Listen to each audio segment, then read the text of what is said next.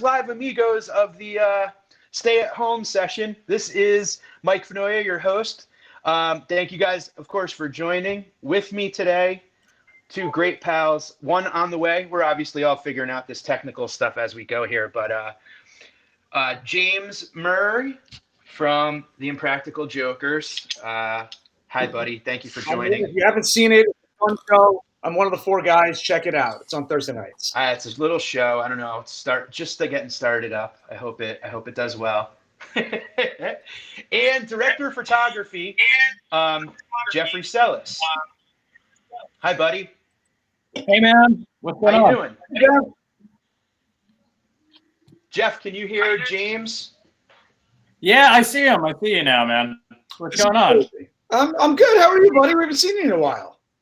Yeah, it's been a while. It's kind of a crazy thing that's going on right now. So it's good to actually see you. I've been following you on the interwebs. That's what I've been following everybody on the interwebs. So. Yep. James, you being live and working with the fans in this session. I'm getting echo from someone there. Is that you? Might be me. Hello. Oh, that's me, man. Sorry, hold on. Try that now. Yeah, can you hear me now? Yeah, totally good. What's up? And here comes John Szeluga. James, we're all kind of learning this, but you've been interacting with the fans via every type of social media for quite a while. I mean, you've been prepared for this. Nobody's prepared for this. Not like a terrible catastrophic disease. But. It's so funny. It seems like the TV show's been stopped down for about 2 weeks now, right? Doesn't it seem like a different world? Like it seems so long ago that we were filming in Manhattan. Like I can't even imagine it now. It's crazy. It's really crazy. Wild. Yeah, we've been doing what everybody's doing, which is staying safe, washing our hands. I've purposely avoided everything. I've avoided going near my fiance. I won't touch her. I won't kiss her. It's just best to be safe, Yeah. And it's just nuts, man. I noted. So yeah, I've been trying to keep fit. Joining us is John Szeluga with a shaved head. What the hell, man? What happened, man? I thought those were my God, John, what the heck with hair? Jeff, did you not shave your head? This is a shave your head podcast. Yeah, that was the whole thing, man.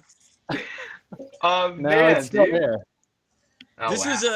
This was an attempt at a haircut that gradually just turned into the. You ever see Abbott and Costello where they're like trimming a guy's mustache, and they keep taking a little off each side, and eventually it's gone. Yeah, that's what went down today. That happened today. Could I see the back? Can you see the back? Yeah. Yeah. Wow. It's all shaved all around, man. It's odd. Oh, my headphones. You know what? Containment is giving me an idea of I think I might grow my hair for the first time in 15 years just to see where it would grow. Because I have no idea if I grow my hair where it's going to grow. I mean, it might just be like a. If you do it, I'll do it, man. I know. Let's do it. I know where it's gonna grow. I'm gonna get a long patch here, just sticking up, and then we're gonna get the hair on my sides grows so fast. Yeah. Bushy back here, nothing up here, and a little tuft up here that grows. You'll have. You know what I you think could have you could have the old Gatto's old look. I think I'm gonna have one string right here that just grows really long, like the shower curtain. Yeah. That I'm gonna have to spaghetti fork and turn it around. Dude, I wish I could take my back hair and just comb it way over. Let's do it. Let's just let it grow. There was a time, and it was not that long ago, that my hair was so thick, and my beard is so thick. I have to shave every 20 minutes. I could have grown 100% hair. From the toes to the head and back straight down, 100% hair. Wow. What? That's the kind of cutting edge stuff you're going to hear in the Amigos podcast. That's amazing. Let's do it. I'm ready to grow it and just see. Who knows? I think if I grew it, I think I'd look like Fraser Crane. Yeah. I think it'd just be long and flowy and maney in the back. Yeah. Dude, you guys got it. First of all, joining us is comedy producer John Szeluga, who you were on a lot of season 8, being the inside jokes writer of the facts. I watched a lot of you moderating, doing a lot of grocery store stuff. You were on quite a bit this year, which was awesome. It's always great. You and I played cops in season 6.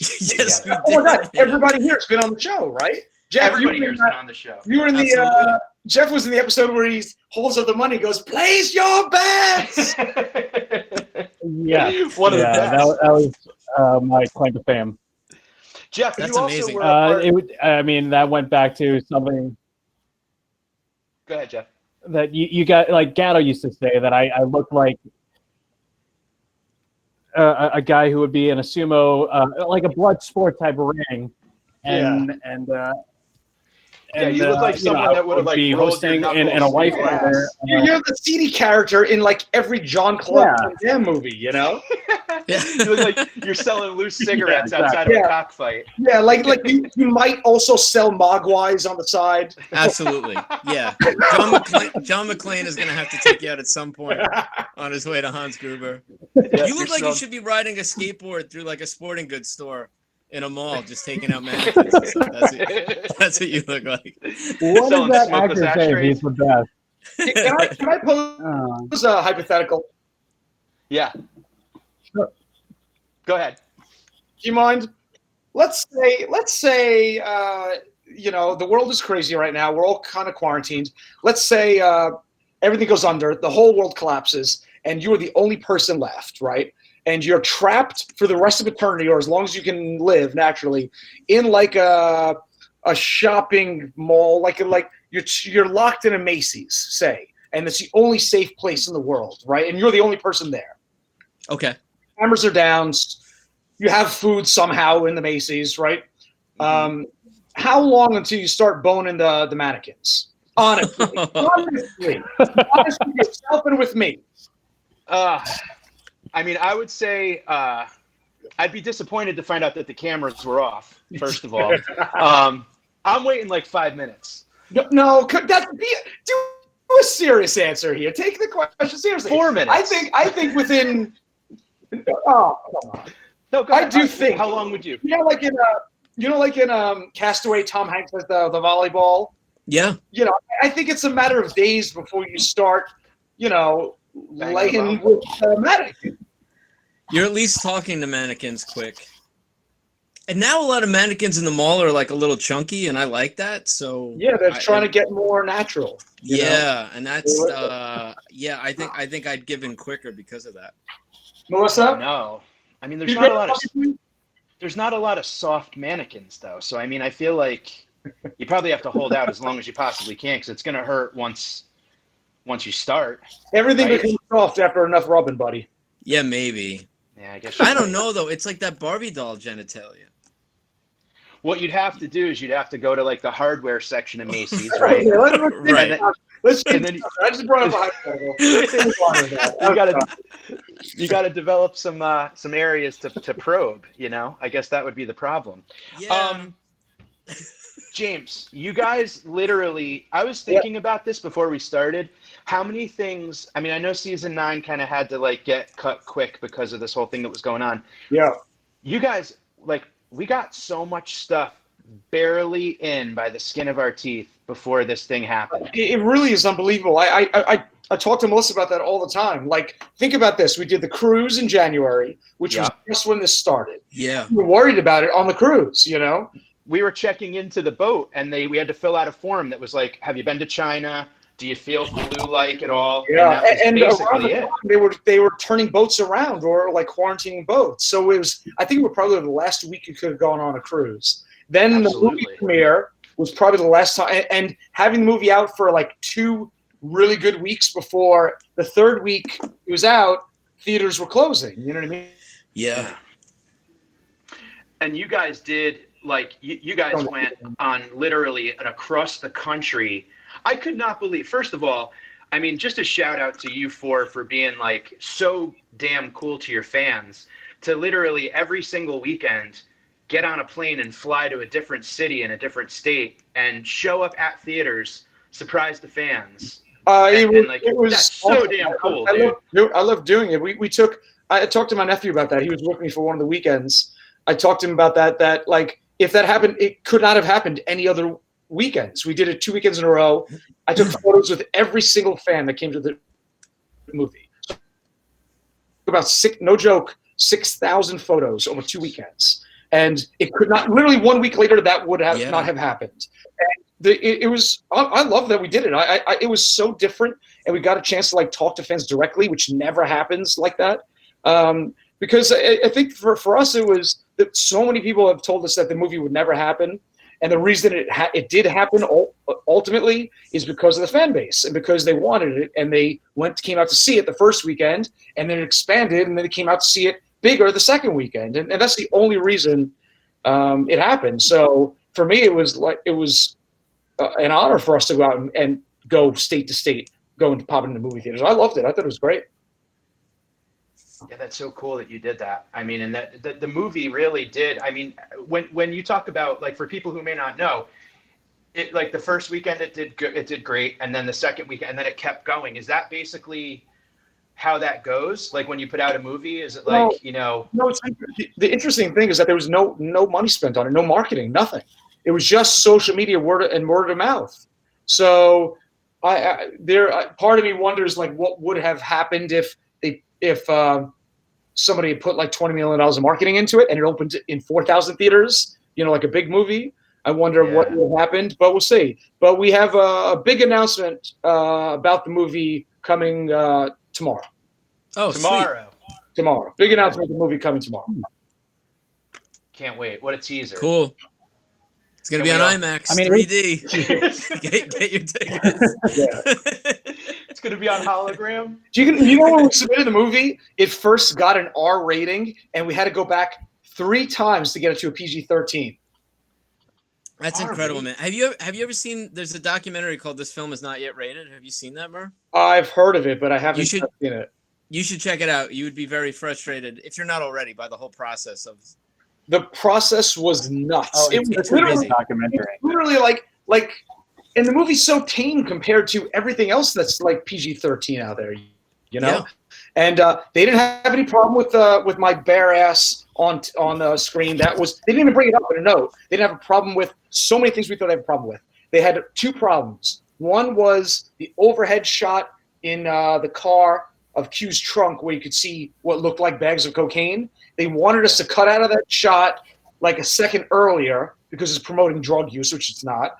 And then they had a problem with Sal at the end of the movie originally said, you look like, or Q says to Sal, you look like Papa Smurf just climaxed on himself. Yeah. And they had a problem with it, and they gave it an R rating. We had to cut the line.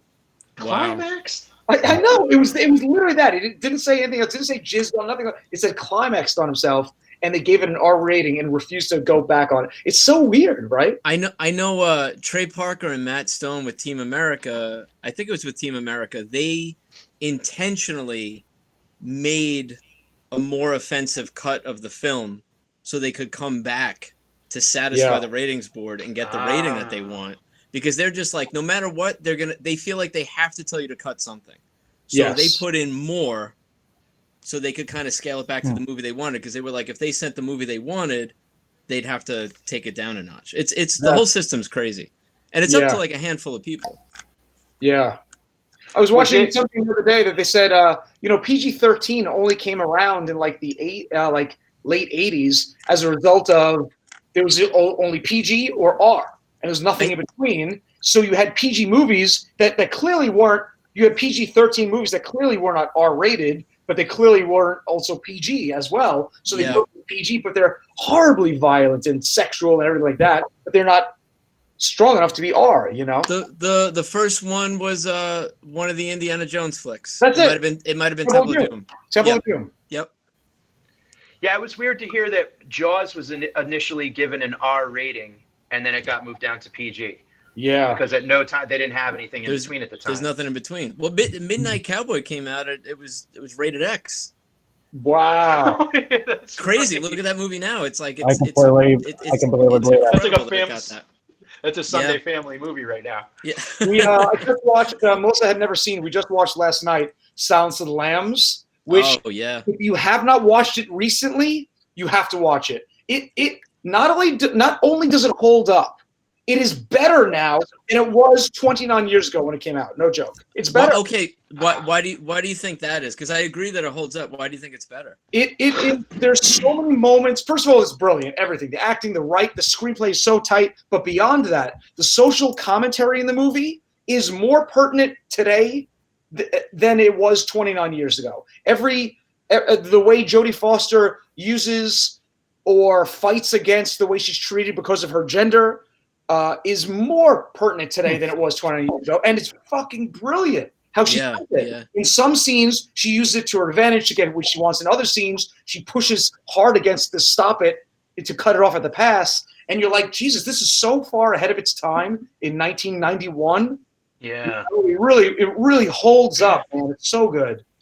Do you find that in when you're in a relationship and you guys are spending a ton of time together, are you blown away? How many times do you find yourself going, "Oh my God, you haven't seen that movie"? Oh, it happens all the time. It happens all the time. You know, what movie were you blown away that your respective other had not seen? Oh my God, where do I begin? I mean, Ferris Bueller. That was one. I was just like, you got to be kidding. John's a big book nerd anyway. So. What's Jeff? Melissa hadn't seen Jocelyn's Ghostbusters. a big book nerd anyway. So. You sound like you're underwater, Celis. Yeah. Melissa hadn't seen Ghostbusters? No, we watched it. That's a big one. I'll tell you, my wife, things you just mentioned, Silence of the Lambs was one, Jaws was another one, Misery was a big one. RoboCop was, you know what, Jaws and RoboCop, these were movies that my wife said, not only has she not seen them, but she thought, like, these are going to be cheesy, just gore, horror. And, you know, she didn't expect to love Jaws. She didn't expect to, like, really, like, get into RoboCop. So, like, it's fun showing her stuff like that. She had never seen What About Bob, My Blue Heaven, like some comedies that are, it was, you know, I've been with my wife now for 13 years, and every now and then she'll still say, like, pick a movie that I've, you know, let's put on something I should have seen I've never seen. Okay, and I love that because you end up watching her. I end up watching her instead of the movie. You know, I want to see her react.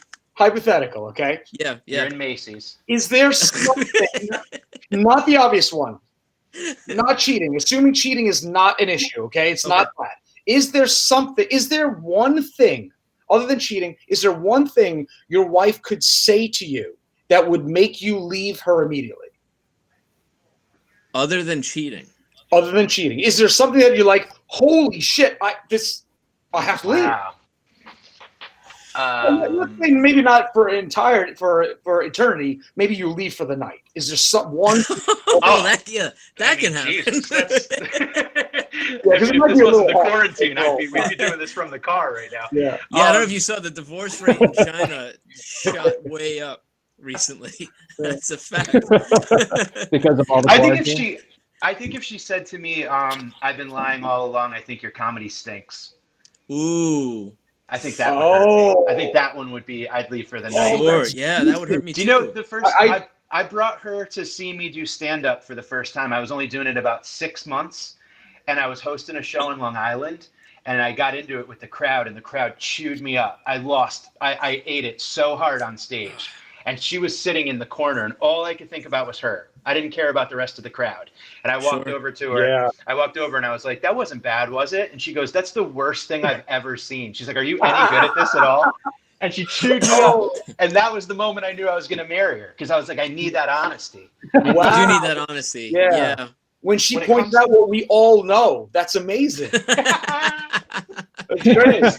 Yet I got to do Radio City this year with you guys, which, by the way, one of the highlights of my life, getting to do Radio City with you. I actually thought that was through Make-A-Wish Foundation that you did that. Yeah, true. Thank you, Make-A-Wish. I appreciate it. I also wish your baldness on you about 12 years ago before you met me.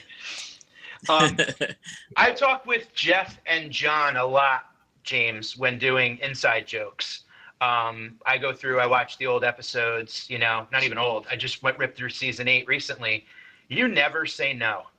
Like, I'm realizing more and more and more, you are always up for the challenge. And I bring it up to these guys, right, John? All the time. We had this conversation, and I agree 100%. Like, talking about season 8 specifically, you were MVP. And I think Mike has the best perspective of that. But I think the writer's room does too, because we're always excited to hear like just how the day went. Okay, we always want to know. Can I ask you an honest question? Yeah. So, and don't bullshit me. Tell me the truth now. Uh-oh. When you're cutting out, Murr. Go through the pack, we star things we like, maybe tweak some stuff, we write some stuff on our own, and I'll circle things that I like. Do you guys look at those packets afterward to see what we liked and didn't like? Honestly. 100%. Really? 100%. I thought I was being bullshitted, and you guys never look at it. Oh no, man! It's a bunch of comics. It's all ego in that room. Those things come in, and we tear through them. We absolutely want to know. What does it? It has to help, I would imagine, writing for the four of us. Does it? What are you surprised by, or what? Is there something that always is going to resonate with us? Well, it depends on. I think there are things that each of you tend, because we're writing for four different voices. So I think sometimes like I like to write some really dark stuff, and chances if anybody's going to pick it, that's usually Q. Yeah. If it's a joke about death or something, if it really goes there, you know what I mean? Like that's him. But I'm excited when you and Gatto do real like physical stuff. I don't know how much I want to reveal because I don't even want you thinking about this necessarily. I would say like one thing about you love enforcing bullshit rules in a way that makes me very happy. Whether you're like a waiter or a manager or something like that, when you come over to a table and you're like, hey, listen, sorry, you've exceeded your napkin limit or whatever it is. That's a very like, you all have different things. Sal definitely likes to reference like 90s hip hop and things like that. Like it's funny.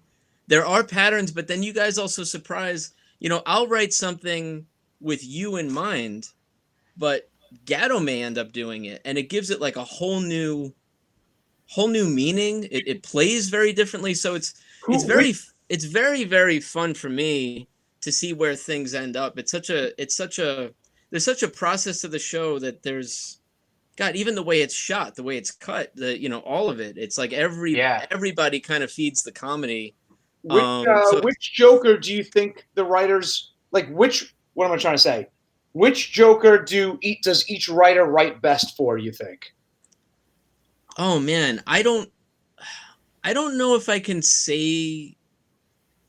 I honestly feel like it's pretty even with the different guys. The thing, punishments. I feel like a lot of times when punishments get pitched, Sal's the most he's the easiest to punish just because it's easy to make him miserable. So a lot of times when we're pitching ideas, his name gets thrown around a lot at the punishment stage. But I think in challenges, I personally, I really do imagine all of your voices. And even though packets are given to all four of you guys, I'll write lines like this is a Murr line, this is a Q line, this is a Gatto. Like I do think of it that way for myself. Yeah. But then you guys pick different things, and it's so much fun to see it go to a totally different place. All right. I'm glad to hear that. I always thought I was being fed bullshit by that. No, you know what else? I can only speak to how I write, but I do think everybody, especially the room is so. It's very very good right now. Jonna, who's a new hire, she's hilarious, man. She's really really good, and I think the guys and I've talked about that. Apart from anybody, that she's doing really good. It's Jonas Gravis. She's a new writer on the show, and she knows the show, and I think it comes into that. She knows it. She has a sense of who you guys are, and she's trying to write like to you guys, and I think that comes through. Yeah. And prior to doing inside jokes, when I was in the room, I came into this being like buddies with you guys first. So the things that I used to like to do was get in touch with you, James, and be like, what if we used your Segway and like drove it during the tech challenge into the room and like messed with Sal? Or what if we did this I like doing those kind of like little ball breaky personal things. Like to me, that was always the fun part. Yeah. Because then knowing that would work, like when you were the vampire, that punishment. That's one of the best. I mean, I was so happy. I was so happy that happened, and I was so like excited. I just had an image of you as a vampire, and I was like, we got to get him. It just. Well, it was on my feed yesterday. So a fan posted and tagged us, and I watched it. I haven't seen it in a while. Was a stupid helium punishment. I know, because I was taking down the balloons for Melissa's birthday, and so I posted a video the other day of this. I'll show you.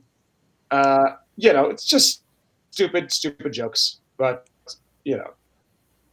Melissa, are you sure it's okay if I take the balloons down? It's stupid, right? And it reminded me of that thing. And it's so the writing on that. Props to you guys, man. The writing of the two characters, the good versus evil character, and one's helium, the other's the sulfur. The writing was so good. I think it's some of the best writing on the show ever. We lost Johnny. I don't know what happened to him. I hope he comes back. I don't know what happened, but there he is. He's back. Lost you for a second. One, and you're back. There we go. How about that? And we're all back in our own spot. Geoff, can I ask you a question? Sure, go for it. So now you guys know the story of how. Well, I don't know if you knew Sal before us, but can I tell the story of how we met Geoff? I don't know if you guys know this, but Geoff worked his ass off for free. I'm going back. It's got to be 12 years ago, right? Or 13 years ago, maybe 2007, 2008, filming a pilot for the guys and I over an entire weekend long in Staten Island. He shot for free. Did you just shoot, or you directed too, or produced too? Actually, you brought me on as a producer because I think I just produced a zombie movie called Rising Up the Stone. That's a great movie, guys. If you guys haven't seen that, that's a lot of fun. What is the name of it? So I was actually brought on as a producer, but since you guys didn't have a director of photography, we had a lot of lighting and camera people, but I just kind of filled in the role of director of photography because I had he worked your ass off, and I think you were one of the first people we hired when we got at the TV show ultimately. But did you ever imagine that we'd be spending like 10 years of each other's lives together at this point? It's nuts, right? I can't really imagine this at all. And every year I am just like completely grateful that we still have jobs, that I still get to go into work with friends that I've been trying to do for 10 years. And I've never taken it for granted. I've always been like, all right, this might be the last time that we get to do this. Yeah. But we keep on going, and I'm like, all right, well, I'll just keep on writing this until it stops. Well, it's at least once a year, if not twice, Geoff and I would be drunk at the same time at the same event, and we always have this like heart to heart. Like Sal and I do the same thing. Like once a year, Sal and I happen to be hammered on the same night, and we end up crying, holding each other. Well, it is so amazing to see that. And even with working with inside jokes, I get to look at it from like Geoff, the camera guy, Danny in audio, Dan Cast perusing around, John as comedy producer. There's so many hands on deck, and you really begin to see like all of the pieces fall into place. And you look at it. I look at it from like almost a coach. Like I go back and watch film from last week's game and see how's this week going to work. And it's so fun to watch how every single person, every player on the field somehow makes every single challenge and punishment work seamlessly. Yeah. And you get to know each other's strengths and weaknesses, and it's really wild. My favorite is, do you see the last crew episode we did last season? Yeah. Where you guys were all performing in the focus group rooms was so fucking funny. It was hysterical. It was great. The crew was so good. Everybody. James, real quick, what's when you're watching the crew play the games? When we did the supermarket, the first challenge with the crew, and this one, what's your feeling? Do you get the butterflies for them? Are you enjoying it, or are you kind of like, this is how I feel, you dummy? No, it's more fun for us because my favorite moment of all the crew specials we've done is Nicole. Yeah. It's so good. Room and we made her say something about farting. I got coke crotch. Coke crotch, and yeah. Yeah, and she says something about farting at the end or something. And oh no, Joe says fart in her ear at the beginning. She was just, And right. right. turns this color, I swear. Yeah, my gosh, she was bright red. That's new for us because I know what's going to make the other three guys laugh. I know what their buttons are, but I don't know each of the crew members' buttons yet. And it just elevates it. It inspires us to be funnier. It does. It's so cool because it's the viewers and the fans get to see you in a different dynamic, and it's also cool to see how chill a lot of the crew handles it. You know, Megan Manduke was awesome. There were so many like great people that did like such great jobs. You know, I remember she was wearing the ringing bell jacket in the grocery store. Hold the microphone a little closer to you. He didn't make any of the bells jingle. We think that he's dead. So, you know, you literally, if you spoke into a goldfish bowl and then threw it at us, it would sound better. Do you have a microphone in an aquarium? Like the microphone. Try to talk like into the microphone, maybe. I don't know. I'll try. You're doing. What? Can I show you guys something real quick? Yeah. As long as it's not your. Okay, and I do have to jump in like a minute or two because I'm going to be playing Cards Against Humanity with fans in about 28 minutes or so. But can I show you how freaking cool this is? Ready? Custom made. You can't get them anywhere, but I had this custom made. Am I stupid or awesome? Oh my God! Wow, that's pretty damn cool, man. What's that from? Yeah, what are we looking at? It's from the movie Krull. It's the other than a lightsaber, this is the best weapon in any movie ever created. You tell me, Christ. it's better than the weirdest movie ever. In the house. Isn't this amazing? I thought it was going to be like slippers or something. No, right? For some reason, Finoia, your career in comedy tanks. Show goes down. You end up having to break into people's homes for a living, right? It's going to happen soon. It's happening now. Right? You go down to Tottenville, Staten Island, you break into somebody's house late at night, right? You're not going to hurt them. You're a friendly thief, right? But you break in, and somebody comes out of their bedroom holding this and says, "Don't move, motherfucker." You run, don't you? Because I mean, he told me not to move. I don't know. I'm pretty scared of that. You see somebody standing there, and they come out with their pajamas on, their onesie on. They're like, you want to rob my house? You don't rob that house. Am I right? Yeah. I'm scared right now. It could be a boomerang. I've had no personal interaction with anybody. They're showing me custom-made fucking. Jesus, that's I'm gonna go into every important meeting I have where things may not go my way, and I'm just gonna hold this the whole meeting. Yeah. Is it sharp? Is it actual? It's razor sharp. Razor sharp. Okay. Krull. Yeah, it's from the movie Krull. Which, if you haven't seen it, it's an 80s classic. It's like, but they don't make this is the weapon from Krull. I think it's I've never seen it. Other than the lightsaber, this is the next best movie weapon in all history. How many of those did you have made? I've had about 5 made so far. Holy! Because I gave one of the prototypes. I got one for myself and I loved it, but then I realized it'd be a great gift for Q. So because he loves 80s movies and stuff like that. He loves They Live, the movie from the 80s with Roddy Piper and stuff like that. So I got him one, and then I got my publisher one because he's a big horror buff, and I got another guy one. Long story short, I'm about 5 deep so far.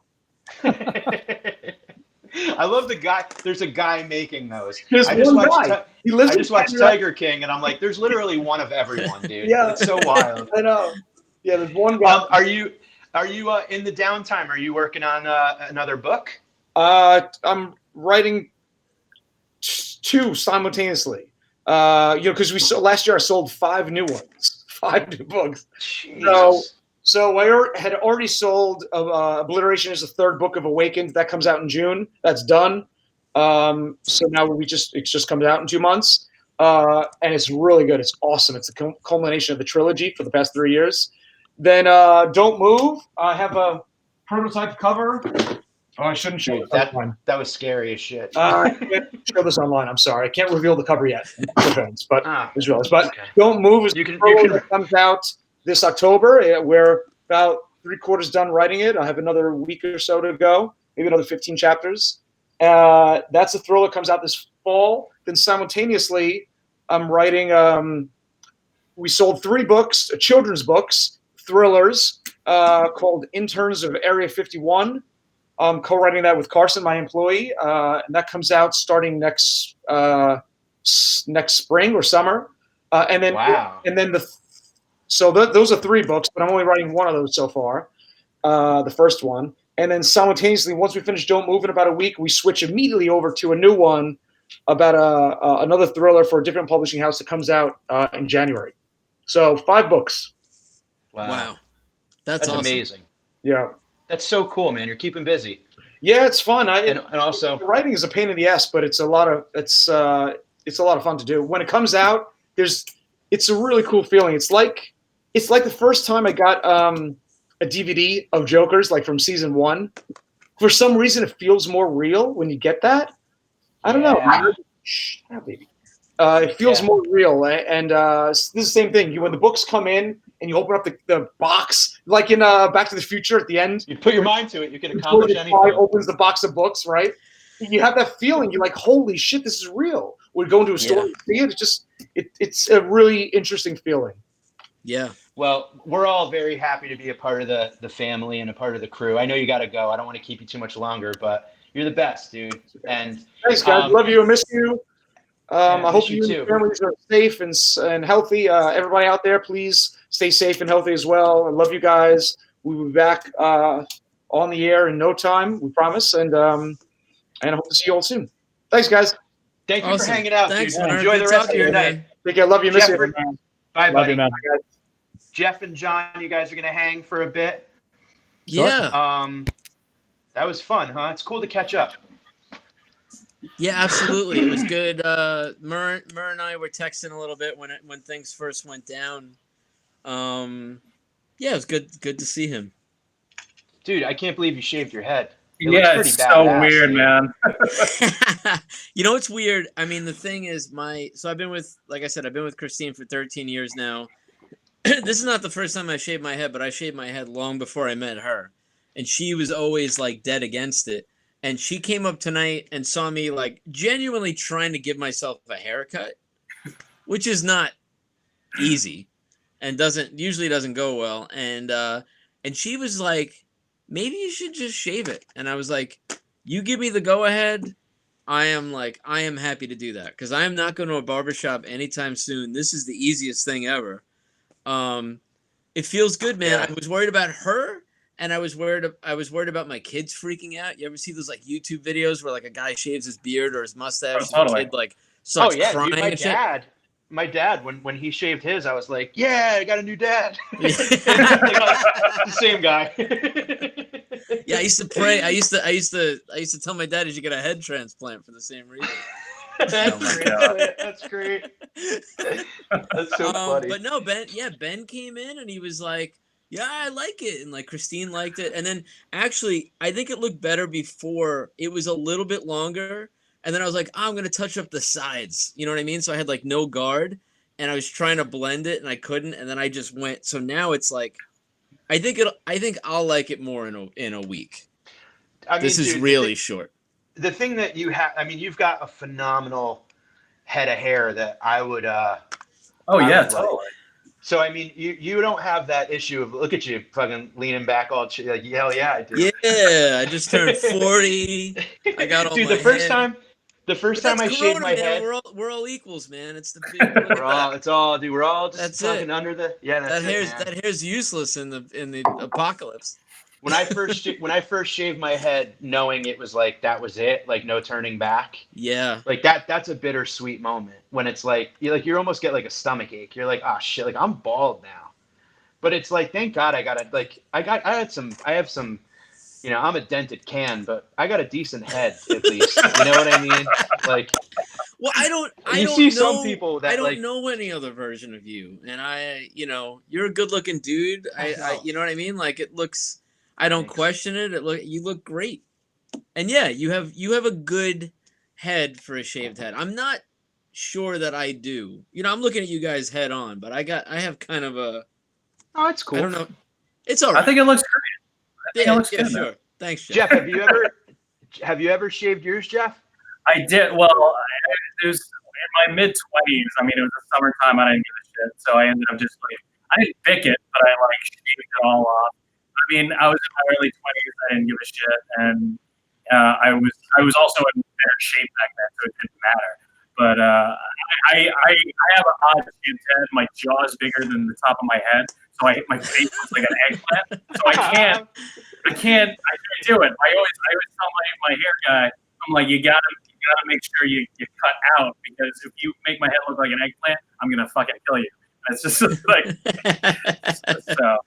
Yo, have you guys like rediscovered any like favorite kid foods since this like stay-at-home thing? Have any of you like fallen back in love? Like today I made myself the most kick-ass peanut butter and jelly sandwich on like toast, and it was like just toasted enough that it like lubed up the peanut butter a little bit, you know what I mean? And it was just like, God damn it, I love a good PBJ. I can't even remember, and I had it with a Guinness, and I can't even remember the last time that I had like I'm getting back into like my child. I'm diving deep. Like little Mike's like driving the boat right now. Dude, I am with little things. I roasted a chicken tonight. And I mean, what kid doesn't love that? We made quinoa, which didn't exist when we were kids, I don't think. And then but we cracked open a can of corn. I don't do a lot of like canned vegetables. And like I was like, yeah, I was just eating it, and right away I said to Christina, I was like, oh, this is like, aside from the quinoa, this is like dinner at my grandma's house. Yeah. You know what I mean? It's like it's like a roasted chicken, can of corn. It should have been like a can of string beans or like minute rice or something. Totally. As we get through stuff, yeah, we're go ahead. Sorry. Oh no, it's like I had a similar experience. So like we were trying to find whatever we can get that was canned, and I ended up getting Spam because I haven't had it since I was a kid. Me being Filipino, and we'd have like a lot of canned meat. So a big thing that I used to have as a kid was like fried Spam and rice, and it's like a pretty common thing for Filipinos to do, because it's like you're in a third world country, you can just like cook that at any time, and it just like immediately brought me back to childhood. I'm like, this is what I would have. So it's kind of crazy. So like Spam. Dude, it's so weird that you say that. That's so funny. I never had Spam as a kid, but I'm avoiding the news like the plague right now. Like I mean, I guess exactly like the plague. I put on Food Network all day on mute because it's the only thing that doesn't have like, and I play Grateful Dead and Fish like all day long because each concert is like 4 hours, so it's like kills the day, like 2-3 concerts. But there's this commercial for Spam right now that really makes it look sexy. Like it shows it like being grilled and diced up and put on like a sandwich with cabbage and shit. Like I might like, I don't know, if I make another trip to the store, if you know how to cook it, it's pretty good. Like if you've ever had Taylor ham, like if you're in New Jersey, Taylor ham is like really famous. It's like a really salty ham, or country ham is also very similar, or pork roll, whatever. But it's like that. It's just like a really salty ham, and if you make it right, it's pretty good. I mean, Hawaiians like swear by it. So. Spam, you ever see? I've never been to Hawaii. I saw a whole like a news thing where they're talking about how big Spam was in Hawaii, and it like goes back to like World War II. But they have like a variety of like flavors. Like they're like you go to a supermarket, there's Spam. It's not just regular Spam. There's all weird, different flavors of Spams. I had Spam once in my life. My father was an accountant, and this company he worked for, Spam was a client, so he came home with free Spam. It sat in our pantry. We never ate it. My parents got divorced. My mother dated. My mother remarried. It was my stepfather, who's Italian. One of his cousins came from Italy to like stay with us. And dude, this is kind of crazy. I was like 12 or 13. I was home with my brother. My parents were both working, and my stepfather's Italian cousin was with us. She was the daughter of she had deaf parents. Both her parents were deaf, and her brother was deaf.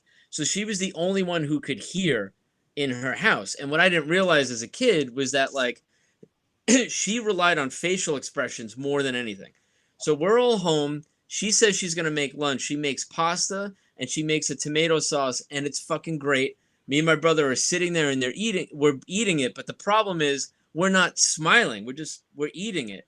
And she was so used to being in a house where you have to really like emote to tell somebody how you feel. She's like, and then me and my brother were like, no, it's good. She's like, happy. And she took our plates and she threw all the spaghetti in the garbage. She was crying.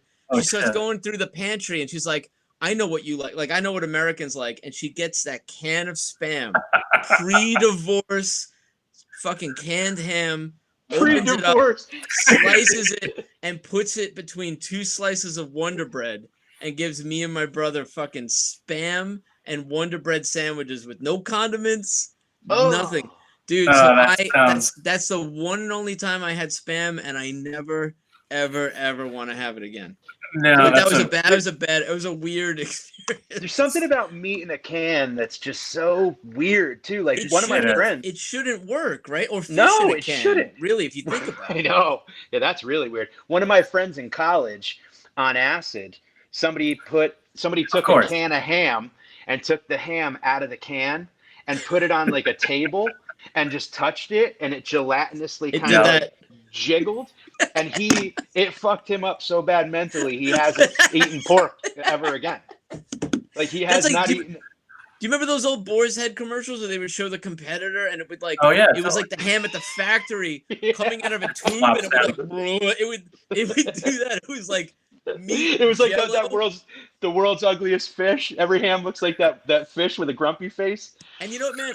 I love Boars Head, but also fuck them because they're acting as if their giant chunk of ham just came straight from the pig. Like there's a part of the pig that's like 2 feet by 1 foot with no bones in it. Yeah, like they climbed like 13,000 feet to find this one like rogue pig that's just like, you found me, take my meat. It's this. I mean, they're the best there is at that, but it's the same thing, man. Whatever they're doing to make meat turn into that it's best not to think about it. Oh, and I grew up on cold cuts, man. That was you want to talk about a staple as a kid? I had cold cuts like every day in school. Yeah, salami. Celis, salami was a big one. What was cold cuts a thing for you? Oh, big time. I mean, again, any kind of ham, being Filipino, any kind of pork product is like something that was like regular practice for us. So like, yeah, cold cuts were a big thing. Hey, John, did you ever notice when you were working at the supermarket how the Boars Head folks are like the mafia? They're like really, really hardcore about how you deal with Boars Head, and if you don't deal with it right, they'll like take all your shit away. When I worked there, we didn't carry it, so it was just was it Black Bear? Cold cuts? Or Black, right? I think that's what. Black anyway, Forest? When Black Forest and has a bear on the logo, is that what it is? Or am I thinking of Black Forest ham? Is a type I think you're thinking of Black Forest ham, but that's okay. Well, anyway, we didn't have Boars Head, and after when ShopRite on Staten Island finally got Boars Head, it was a big deal. Like they hung a banner outside that was like, "We now carry Boars Head." Because if you're from New York, if you're from the area, it's just like you get Boars Head cold cuts. That's a standard. They're just like top quality. Yeah. But that's all. That's the whole thing is like. So I used to work. Actually, me, Casey, and Umbergio used to work at this restaurant called Murray's Gourmet. We all worked there together. I love that you all worked there. It's so weird. And a regular in our restaurant was Jay Miller. So it's like all of us were all like hanging out together. Isn't that so weird? And his sister worked there. His sister worked there. Yeah. I think she did deliver. Yes, she did. So So what the Boars Head folks would be, they would crack down on you. It's so they would like make sure that your refrigerators and everything are at optimal level. Yeah. But they treat it like the biggest I don't know whatever. It was like gold. If you aren't treating it right, then they'll take it away from you. Wow. So. I didn't realize they were like that, but. Oh yeah, it's pretty fun. Geoff, I'm noticing you have Star Wars wallpaper. Yeah, actually, so I grew up in this house. I just bought this with my wife like 2 years ago. But this is actually the wallpaper that I grew up You want to know what I think? Hey, Geoff, you know what's funny is you're talking to us through your computer, and I think you're talking to us through your phone. Oh, because I'm looking at you. I'm looking at you. Look ahead. Look straight ahead. All right. Yeah. Now you're looking at us. Right. Oh, weird. So talk into your take your headphones off. I think maybe pull the headphones. The headphones are a good idea, but it might actually be making this worse. Okay. No, I'm looking at the broadcast. Now you sound good. Now talk because it's. I think you're talking. You know what it is? I think what we're getting is two different like feeds of you, and it sounds like ham. It sounds like. It sounds like ham. If I had to listen to ham. This is the spam. This is the Spam spam cast. of audio quality. Spam Now you cast. sound perfect. Yeah. That's so weird. All right. Perfect. All right. So that's the house you grew. This is the house you grew up in. Had Star Wars wallpaper. Dude, that's very cool yeah. looking. I was admiring that as I wear my Star Wars shirt, and there's a bunch of Star Wars crap in the background. But yeah, I love it. It was cool. It's one of those things that I didn't expect to happen. Was that this was a house that I grew up in, and we ended up going to having this wallpaper when we were kids, and I noticed that Hugh ended up having the same kind of like Star Wars backflash. Maybe You're having such a hard earbuds. time. Why don't you put the earbuds in your mouth and swallow them and see how that sounds? Oh, God. Maybe just chew your earbuds. That's the only thing you haven't tried. I think you should put. I'll the try earbuds. that. I think you should put the earbuds in your Delay glasses. that's like fucking me up. I think it's kick-ass wallpaper. That's all. Just nod and smile. Just let us know that you could hear us. Yeah, I'll just nod and smile. Dude, no, man. you know what's If that funny? works No, best. so you sound fantastic right now. You sent me you and I were texting yesterday, was it? That you sent me that how was that whiskey that you were was some apple whiskey, apple pie whiskey? Oh, I feel yeah. like we're No, that was John. That was Oh, I have John, Angel that was Envy. you. Yeah. Is That stuff is it is great. My mother recently discovered whiskey. So I'm for doing Christmas, I bought her a bottle of that, having never tried it, and she loved it. And then right as this stuff was starting to happen, I did like a big shopping trip for groceries, and then I hit the liquor store, and I was like, I'm gonna get a bottle of this for myself. Yeah, it's really nice. It's whiskey that has apple cider from upstate New York with like brown sugar and cinnamon mixed in. Awesome. So it's like, I think it's whiskey's normally like 80 proof. I think this is 70 proof. So it's a little watered down, but just a bit. But just that chilled it's great. I mean, dude, Rebel, that sounds awesome. what was it? Rattlesnake Rosies. Yeah, the picture was so cool. You know what that Yeah, reminded me I'd of, taken John? a picture of my phone. That's the bottle. It's great. If you guys get a chance to try it. I John, loved it. You know what Rattlesnake Rosies reminded me of? And I wonder if you'll think of it. Do you remember when in season 6, when I was in the writer's room with you guys, we had one day that we had some time to kill, and we went around the horn and we wrote what we were calling a Grateful Dead song? Do you remember? Like we all went. So Geoff, one day in the writer's room, we all just sitting around in a circle. We all would just say a word. It was like, "Watch out, Rosie! Don't you sell me no mule!" Like shivering, shaking, and quaking and baking. Yeah. And we did it. We did it in the like we wanted to see how close we could get to sounding like a Grateful Dead song. And then we like went around and because that's how we used to like brainstorm. We would go in This challenge. Murr. Yeah. Will Have. and then we just go around, Yeah. and, One word at a time. all the way around the horn. And it was such a cool way to come up with like funky ideas. Dude, we did it for But we wrote- Grateful Dead, and then we also did Springsteen, which was perfect. Yeah, we did. Do you remember that? And it was it was just all And Jersey it was all like Queens of the highway. boardwalk, And, like it was like I think we wrote the perfect Springsteen song like that. I mean, really, I think Bruce Springsteen songs is just 10 different. It's either about a union card, Mary getting pregnant. some like labor strike or down by the river. I saw him live, surprise pop-up thing at the Stone Pony, and it definitely changed my opinion. I changed my opinion of the guy a lot. He put on a hell of a show, and he didn't play a single Springsteen tune.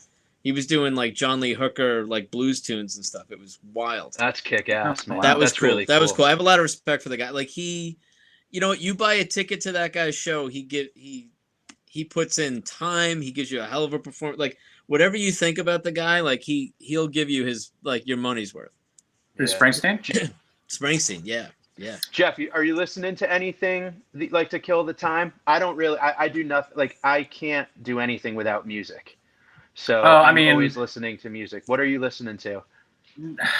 Everything. I go through different moods. So like I always have to have music on whenever I'm doing anything mundane. So throw the dishes on, or like if I'm cooking, like I had crazy French accordion musette music. Really? It's called like hot jazz, and I'll start baking bread to that, just because I'm like I need to kind of transform wherever I'm at, and that happens audibly. So like wherever I'm at, I gotta put that in the vibe. Or like if I'm like freezing cold, I'll throw on some samba music just to get myself like put myself in like Brazil.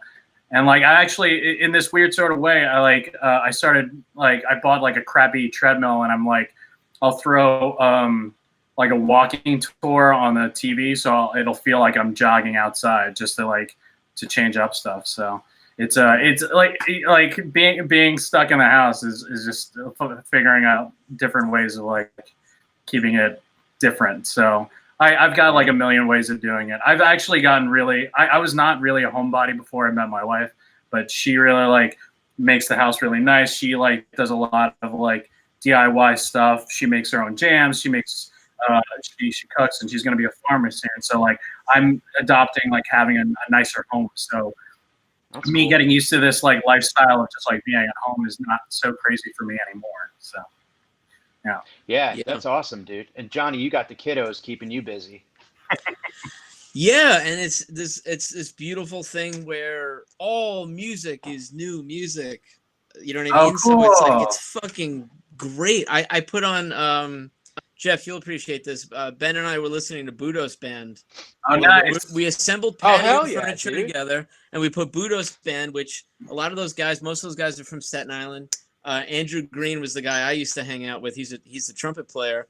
Hung out through like mutual friends and stuff. But they're great. But it was like I got to have this conversation with my son, who, as soon as the music came on, my kid's 3 years old, and he was just like, "There's no words. There's no words." And I was like, "Yeah." I was like, music can sometimes have no words, and that was like, it just opened his mind. Like I saw it happen, and I'm like, we're just gonna listen to instruments, and nobody's gonna sing. Nobody's gonna say anything. So it's I think you just turned him on to Fish. Yeah. I think that might be a thing. I'll bring him to his first concert. It's cool, man. We're listening to a lot, and it was funny. We listened to Budos Band, and then we went right from that to Black Sabbath, Paranoid, which he already knows. He loves that album. That's one of my favorite albums, and that came from a conversation about Iron Man when he was like 2 in the car, and I was like, "You like Iron Man? I'll put an Iron Man song on." You know, which has nothing to do with the character. But I mean, that's the whole thing, is that like I'm with everything that's going on now, I have so much anxiety and stuff, but I have these 2 kids who they do not know. And if I even tried to explain, my kids don't know what death is. So you can't even talk about it. They don't understand death. They don't understand disease. They don't understand work. They don't understand the economy, government, the fact that there's a whole planet of people that are dealing with something. So we're just like, we're in our house and our backyard, and for them, it's going to be weird that if my son remembers anything from this, it's going to be this crazy, awesome time where just we were all home eating and listening to music and watching TV and playing in the backyard. It's like the longest snow day. So like if everybody can just stay healthy, he's going to have like a weird positive memory, but also my son also has friends his age, and he's starting to like ask about them. that he hasn't seen them, and when can we get together and stuff like that. So it's tough, but there's something beautiful about like they're completely oblivious. Yeah, I'm jealous of that. I wish I was hanging out in your backyard and eating canned corn right now. But yeah, I'm just like, I mean, my it's so weird how we're all going through this so different. You know what I mean? I talked to you, Johnny, a couple times now since we've been in this, and it's like I think it's very important to check up on friends and stuff like that. But my wife is a nurse practitioner, and she goes to the hospital every single day. That's why you don't have to. That's why you don't have to check the news. It's why you don't have to. Yeah, you don't have to. You're in it. Yeah, I'm in it. I'm literally 100%. Like she comes home, and here's the thing, and I'm not like gonna. Just everyone who's watching this or listening, just stay home. Like take this seriously, man. I mean, the only way that the only thing I can do, I think, John, did I snap and call you on this?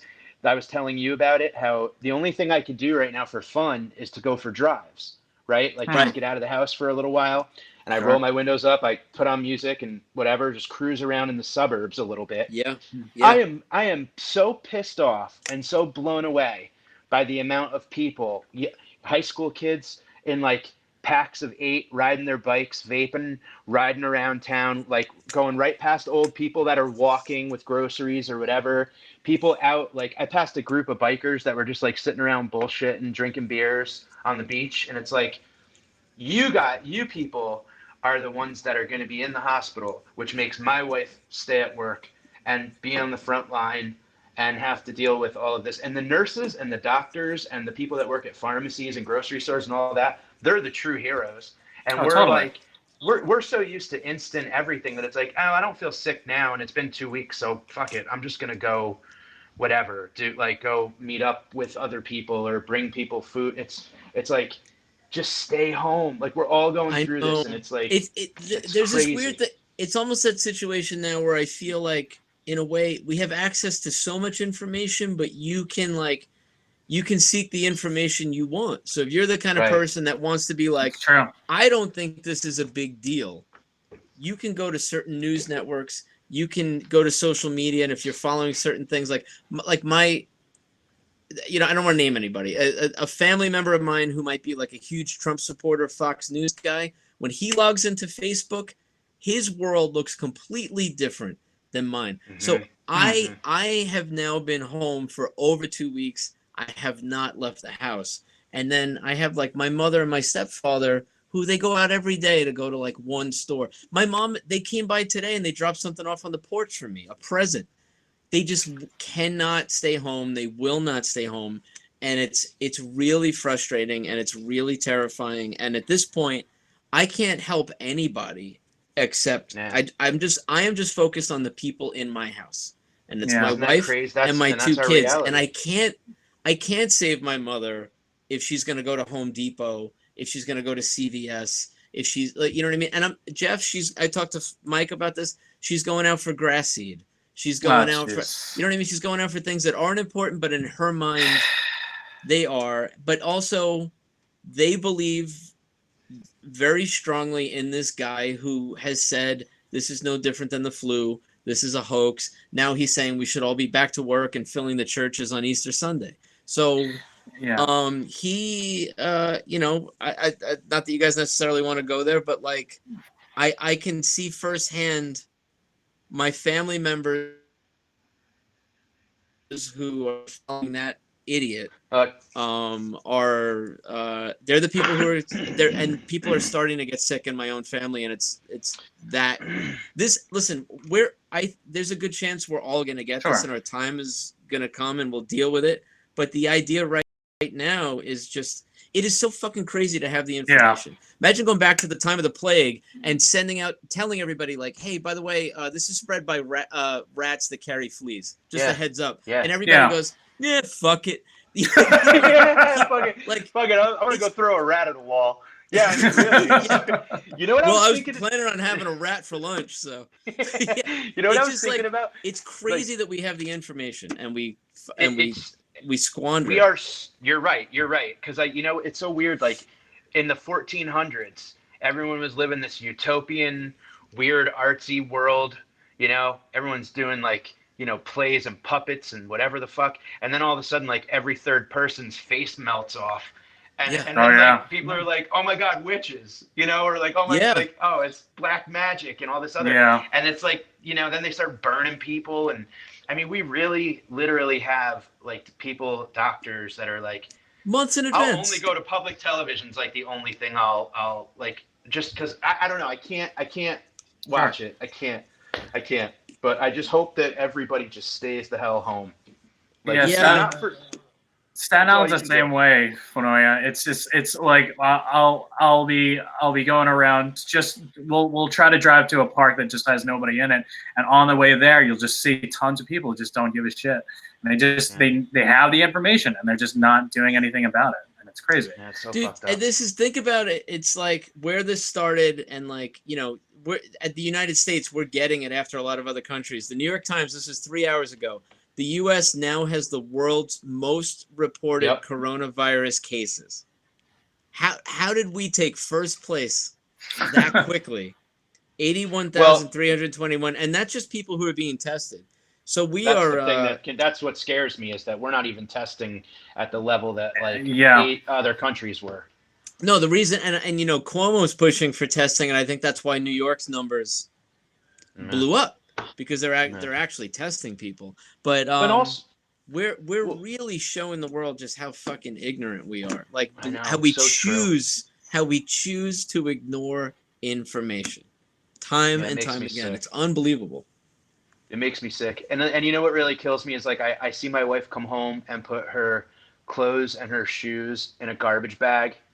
And like race to the shower, and I like Lysol everything down and bleach everything down, and then she comes out of the shower and it looks like she's like just fought 10 rounds. You know what I mean? And it's like we eat dinner, I try to make her laugh a little bit, and I try not to freak out, because it's like I'm scared for her, I'm scared for my grandparents, my sister's a nurse, like all that. I'm so scared for everybody, but I don't want to bring it up because she hears it all day. You know what I mean? So it's like I got to give her some, but I'm also kind of like, are you okay? Or are we okay? Like, is like, do we have this? Like, is there any good news? And she just shakes her head and goes, it's bad out there. And she's somebody who, I mean, being a hypochondriac and married to a nurse, she's told me, like, she's literally lied to me. She's told me like about, like, I would ask her like how her day was, and she's like, oh, we had a patient with pancreatic something or other. And I'm like, where is your pancreas? And she's like, it's in your leg. And I'm like, oh fuck, my leg hurts. And she's like, I'm lying, you idiot. That's not, you know what I mean? Like, she calls me out on everything. So for her to be like, this is no joke. But let's not. I guess really, but it's hangs like this, and I want you like, I'm going to be doing a lot more of these. So if you guys like, an hour blew by super fast. So let's do another one really soon. Oh, I would love to, man. Oh, hell yeah, definitely. And how great, Mike, you're like me. We tend to sound like old men a lot when we curse about technology and when the world's been. I'm actually really appreciating tech right now. Yeah, like totally. I can see my mother every day. Do you know what I mean? Like I can see you guys right now. Like we have to be thankful for that. That I'm not beeping you guys. 911, 420. Yeah, as much as I kind of hate tech and I'm old school, I think that right now, thank God we can do this, and it makes it even dumber that people aren't leaving, because you can do this. Because you can have groceries delivered to your house. You might have to wait, but just fucking get on it, place the order, be smart. We have all these resources now. We can do this. Like, but staying at home and not leaving the house. But in the year 2020, my life is still better than it was for somebody 100 years ago. Like, it's really, better than yours was. I mean, really, you're right. So you're 100% it's ridiculous. Right. And people that are we're only like 2 weeks in this country to really like staying at home. And people that are saying they're losing their minds, I'm like, come on, man. It hasn't been that long. If you didn't know, if people weren't telling my mother to stay home, she probably would have been home for the last 2 weeks. No, it's because she's being told she shouldn't go out. That it's like, don't tell me what to do. And that's a very like American thing. But like I don't know, man. I'm trying to make the best of it, and I know you guys are too. So, but I love. We got to get through it together. I know. We'll do it more. I love you guys. Tell all the listeners and viewers where they can find you guys on social media, and Johnny, where your podcast is, and Geoff, where your movies are, and all that stuff. Yeah, sure. Geoff, you want to go first? Yeah, I'm on Instagram at Geoff Celis, at Geoff Celis. And I'm on, you can follow me on YouTube. And I actually had my movie, a short film with Casey Joseph in it, and Brian Quinn makes a cameo. Some guys are bigger than others, so check that out when you can. Very funny movie. If I do say so myself, I love that movie. Thanks, John. And you know, we didn't even get into, and we'll do it again, but I want to talk about how you, the three of us, and a lot of other people on the Impractical Jokers crew have worked so intimately and so closely on inside jokes.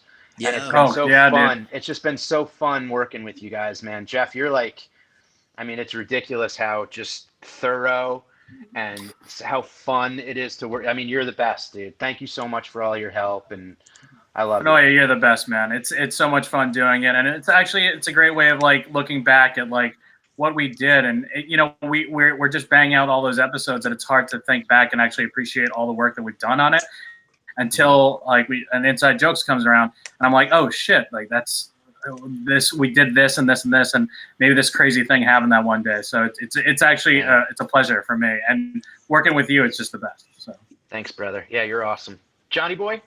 So I'm at John Szeluga everywhere. Szeluga is not easy to spell. It's Szeluga.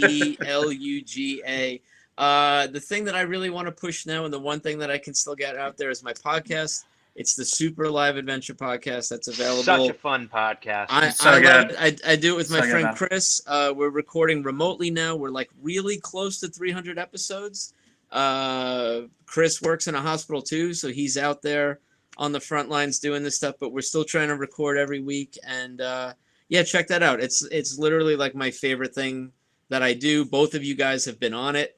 We got to get you guys on there again, but Super Live Adventure. It's on Apple Podcasts. It's on Spotify. It's wherever. So please check that out. I would love for people to check that out. Yeah, you guys are both two of my favorite people in the world, and I love you, Mike. My first time doing these live Amigos, and I thought, who better to have, two of my favorite people. As always, for the listeners and viewers, it's at Amigos Pod, AMIGOSPOD, at Mike Finoia, MIKEFINOIA. You can find all my comedy dates at, oh, wait, they're all canceled. Never mind. Follow. This is being aired on the Osiris YouTube channel, and we're gonna have a ton of great podcasts and live events coming up on this channel. So if you're not subscribed already, please subscribe. John, Geoff, I love you guys. Everybody listening, be safe, stay home, eat some Spam. Yeah. I love you, Mike. Thank you, buddy. Love you guys. Peace out, everybody. Have fun. Yeah, dude. Be safe. Yeah. Later. Bye. See ya.